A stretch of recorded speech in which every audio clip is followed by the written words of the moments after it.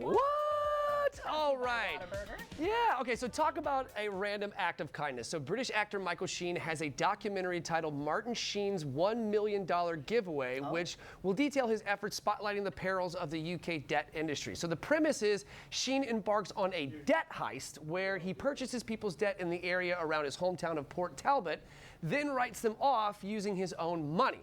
So Sheen's quoted saying, people's debts get put into, People's debts get put into bundles, and then debt buying companies can buy those bundles, and then they sell it onto another debt buying company at a lower price, so the people who own the debt can sell it for less and less money. Interesting. Right, so he ended up using his own money to help these people. So basically, let me just like break it down for you. So, Yeah, because it's a little convoluted. Right. So say someone owns it, like someone around Port Talbot owns a debt, right, or has a debt. Well, then that debt goes to collection. Someone buys that debt for a cheaper rate, right? So then that can keep going and keep going and keep going. Meanwhile, the person who originally owes the debt continues to pay that off, right?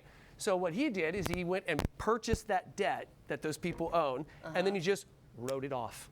Oh. So then he just basically calls you up and says, you don't owe any money anymore.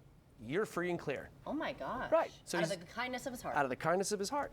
Because like when you owe debts like that, and they like, the company just wants some money, right? That's why when it goes to debt collection, you can typically like settle for a lower rate, right? Okay. So it's kind of what you're doing. And so he bought it at the settled rate, and then he ends up like paying it off for his buddy. So how cool is that? Oh, that's Yeah, really cool. that's pretty amazing, Share right? the love and the wealth.